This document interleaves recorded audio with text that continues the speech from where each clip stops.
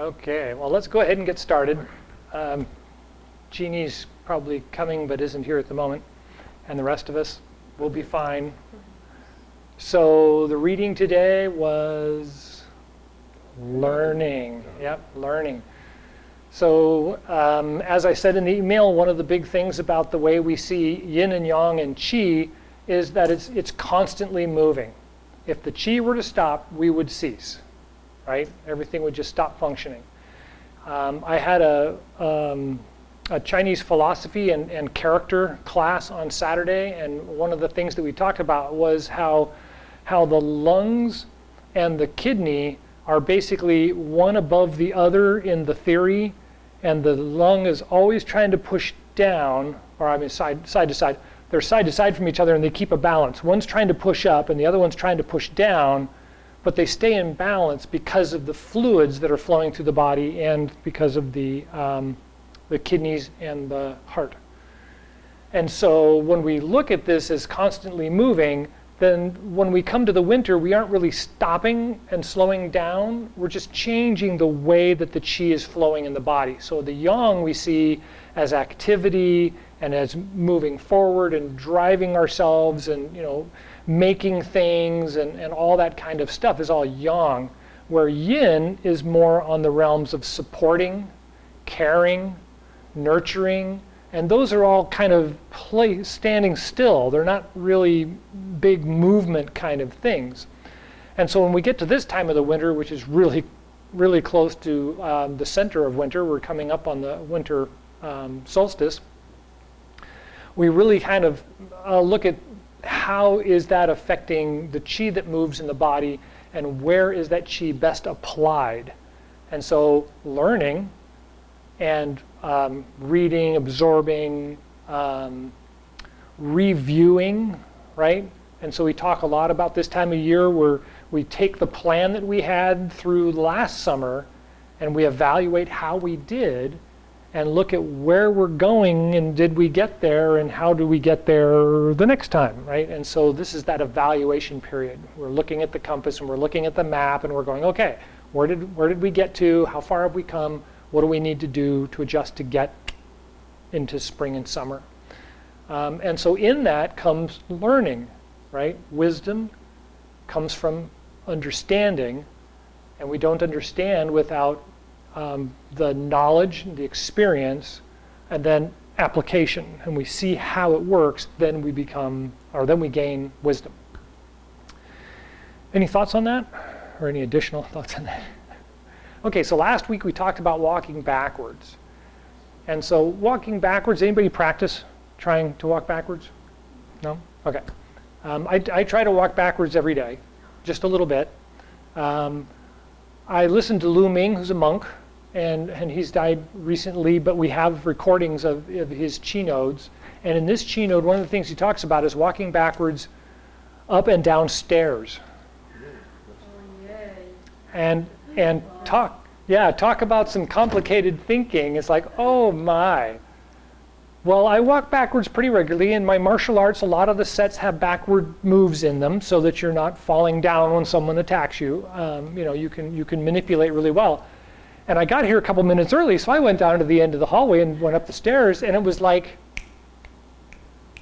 this is really, I was thinking it was going to be really hard because I had never really done stairs before backwards. And I walked up the stairs and was like, yeah, okay, now what? Well, let's go to this end and walk down the stairs. I did the same thing, and it was like, wow, okay, well. And Lu Ming talks about the idea that when you walk backwards, you shouldn't feel ashamed and you shouldn't feel confused, because that's the indicator that you need to work something out. There's some imbalance in your system because both emotions and perception, the way that we see ourselves and the way other people see us, is out of balance. I wrote a little article on emotions and balance, and I'll send the link to everybody. I didn't put it in today's email, but we'll put that up and we'll send that out. Anyway, so let's take a moment. So step in front of your chair so that we're not at the chair, and then everybody turn to the left. So your left. Yeah, your left. And so what we're going to do is try and walk in a circle. right? So we've got a little space right here, and we're going to kind of walk around this circle. So look down and look around your legs and walk backwards and keep an eye on where you're going to start with so you can see where you're walking. Actually, we're walking in the big circle. There you go. And when you feel comfortable, stop looking down and just kind of look up and just recognize where you are and realize, oh, okay, well, I need to turn because I'm going to walk into something. I know something is there, right? And kind of give yourself that little bit of trust that, okay, well, I know where I am and I'm in the same place. The room hasn't really changed. Watch, yep, got to remember, remember that you're here, right? And so it's that practice of being both aware of where you are and not really having to see where you are. Okay, go ahead and find your chair or find back to where you were. Good, everybody did really well. Not a problem, actually. That was, you managed it very well. Okay, so if you get a chance, just try that a little bit, right? Especially this time of year. It's really a really good idea. And you also use different muscles when you walk backwards in your legs. Because when I used to hike, and I hike a lot, you get muscle pains, so I would walk backwards because you use different muscles. Right. That was kind of the next thing, is you'll find that different muscles start to appear and pains, but they will go away fairly quickly. And the idea is that when we work on balancing the forward and backward muscles, we're actually balancing out the forward and backwards of the organs and of the nervous system and of the brain. And I know this is really, really weird, but I've had this conversation with many people, and that concept of taking a drug to fix something on the inside of the body affects the outside of the body, and going and getting a treatment like a massage and acupressure or acupuncture that works on the outside of the body to treat the inside of the body, both work, right? So you've got the inside working on the outside and the outside working on the inside, and they work together. In the Chinese class on Saturday, one of the discussions was around the different styles of Chinese medicine. Some of it is acupuncture, some of it is massage, some of it is herb, some of it is diet, some of it is thinking, some of it is nervous system. Well, it's all the different functions of all the different areas of China before they all became China, because it was like 80 different tribes with all these different theories of how to treat people. And they combined them all. Instead of just throwing things away, they said, no, if somebody did it, it's got to work. It fits in here somehow, and they put them all together. And so the Su Wen, which is the written doctorate of language, is some 1,000 pages because of translation and so on and so on. And that's kind of what we study on that Saturday class. Okay, so enough of that. So any other thoughts? No?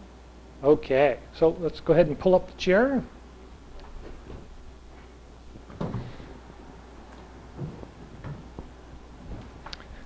So last week we talked about when doing the massage in the stomach, that the shoulders kind of follow, and we want to move the rib cage, and we want to kind of move things so it's kind of an inside massage with an outside, right? Just what we just talked about, that inside-outside thing. So far so good with that one, right? Everybody's got that okay?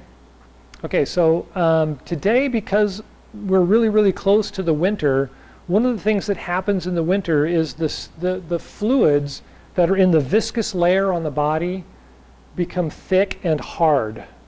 And that acts as an insulative layer, right? And so if you feel this, it feels a little stiff, where in the summertime it feels really, really smooth and loose, right? Because the fluids are really, really moving quickly, everything's hot and warm and just everything's fine. Well, in the wintertime, this kind of thickens. And well, if it thickens there, it's thickening everywhere else.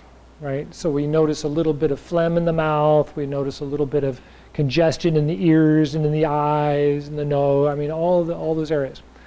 And so when we gather and circulate the saliva in the mouth, one of the things that we need to remember is that a lot like other animals, mammals and other, we actually have a little pocket in the throat that gathers fluid in it, and it's not in the mouth, and we don't sense it in the mouth.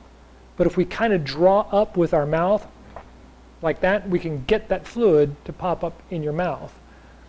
And without getting too gross, that also is how we kind of pick up phlegm, right? To get phlegm out of our mouth, we kind of do that and kind of break it free to get it to move up into the mouth.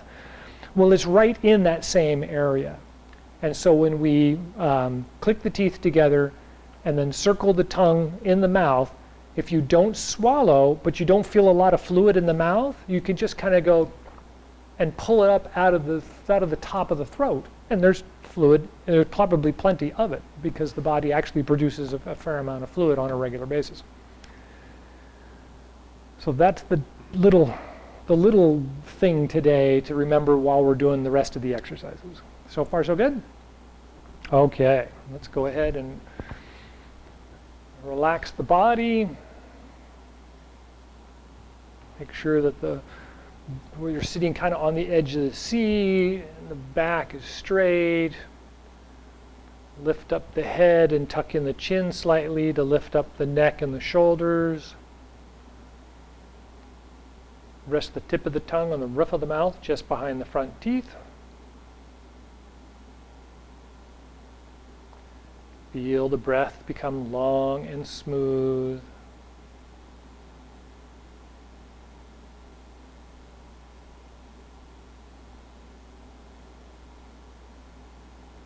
Grip the ground lightly with the toes and push up slightly on the inhale. And then pull the feet in and pull down slightly on the exhale. And feel the breath. As you exhale, feel the energy kind of sink down to the dantian. It was in the email today. It talked about centering and focusing down at the belly button, just below the belly button.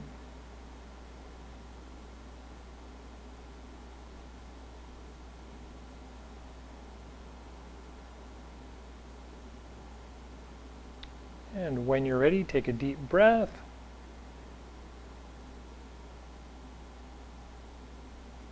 And relax.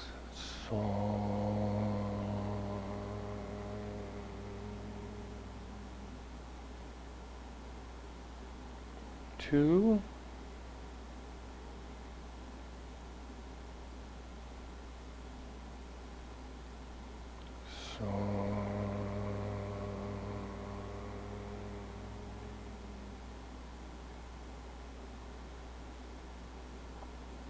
Three.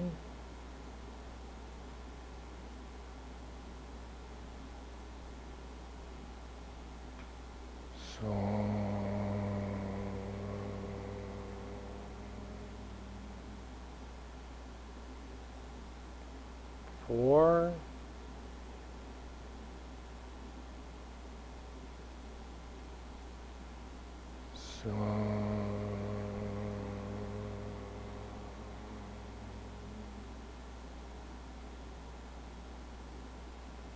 Five.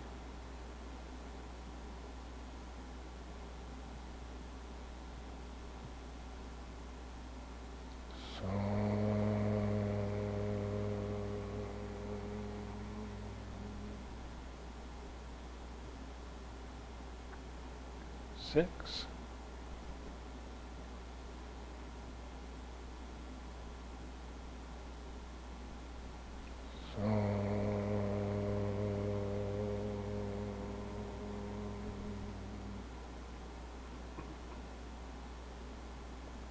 Seven.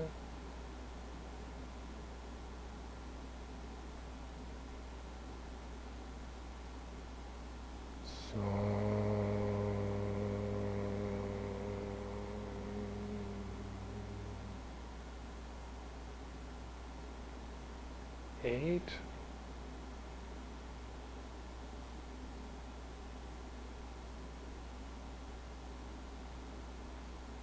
So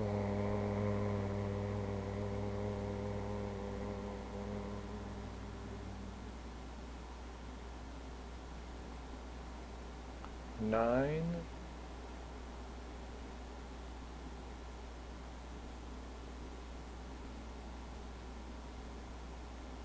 So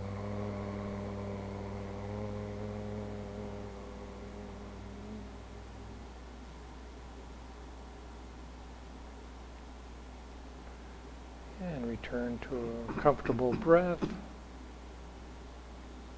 Massaging the abdomen 9 times clockwise.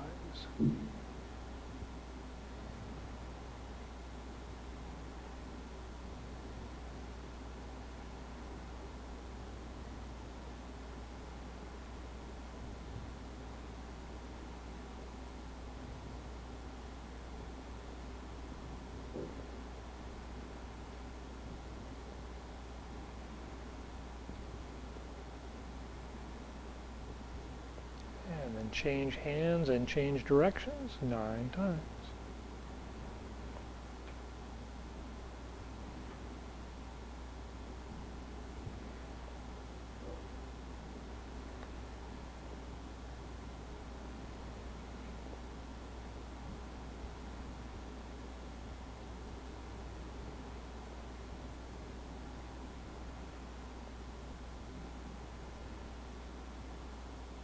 And the hands return to the original position, clicking the teeth together 36 times.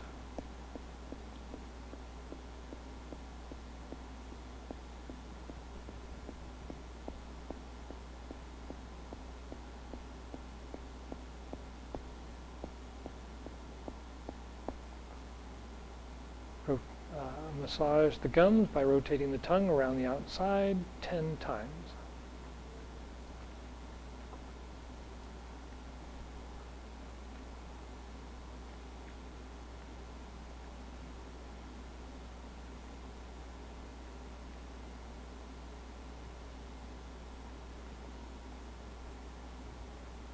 And gather and circulate the saliva in the mouth, and then swallow to the dantian in 3 portions.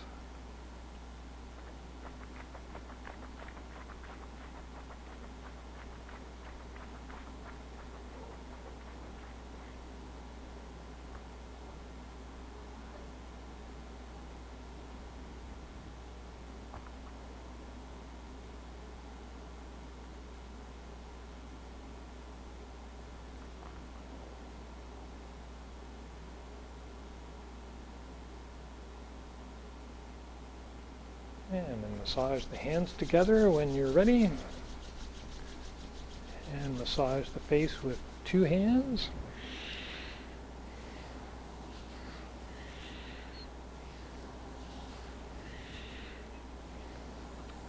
And massage the face with 1 hand.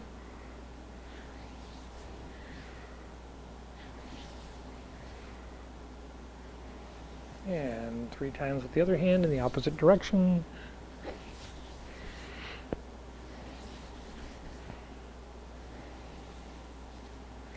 And cup and massage the eyes, and then press out to the temples. And comb the hair with the fingers.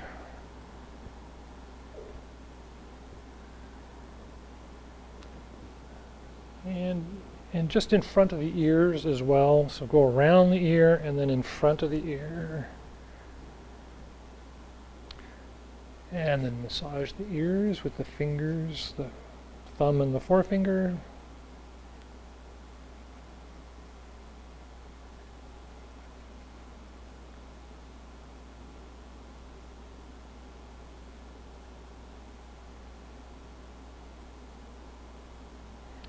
And then kidney breaths.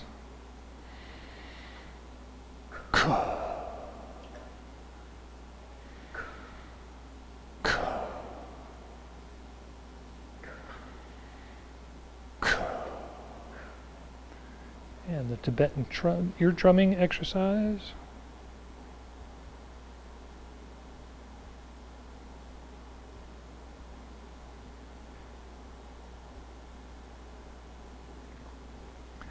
And massage the back of the neck with the fingertips.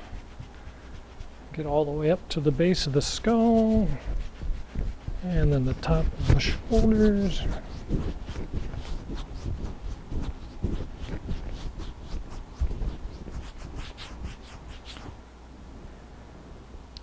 And then massage the hands together. And massage the lower back. This is good for stimulating the kidneys this time of year and warming the lower back. And then rub the ribs. And then brush down the arms 3 times each. And then down the legs.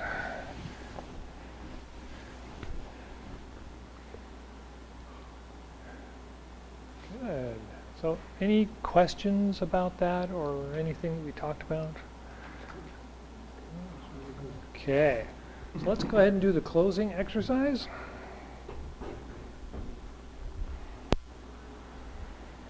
We'll start in the standing position. Bend the knees and straighten the lower back. Try to feel all the weight down at the feet and at the fingertips. It's kind of like the energy in the body, and all the weight is drifted away, and it's just hanging on from the fingertips and the bottoms of the feet.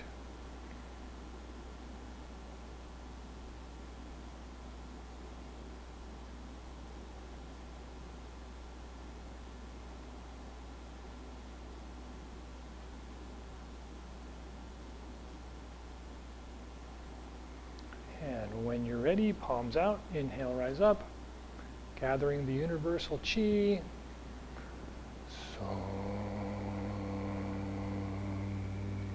Guide it down through the through the top of the head, the Bai Hui point, and take a breath with the heart and lungs.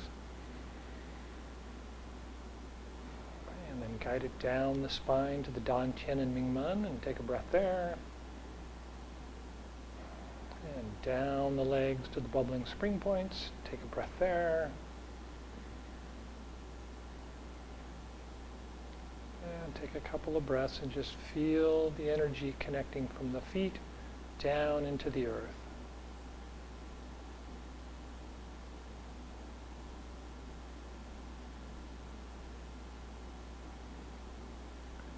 And when you're ready, palms out, inhale, rise up.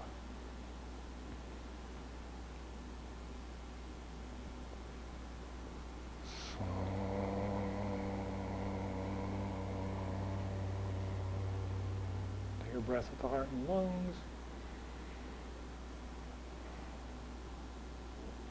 And at the Dan Tian and Ming Men.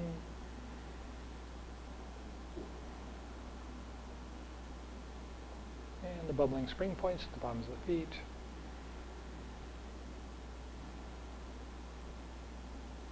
And a couple more breaths.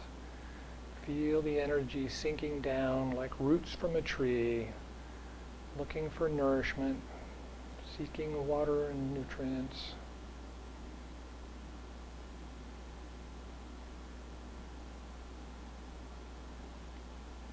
And when you're ready, palms out, inhale, rise up.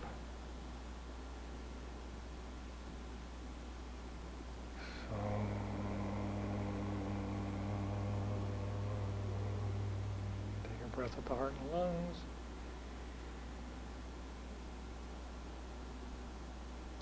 And the Dan Tian and Ming Men.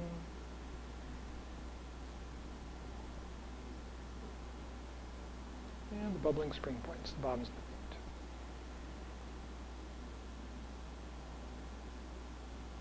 And take a couple more breaths and just let everything go.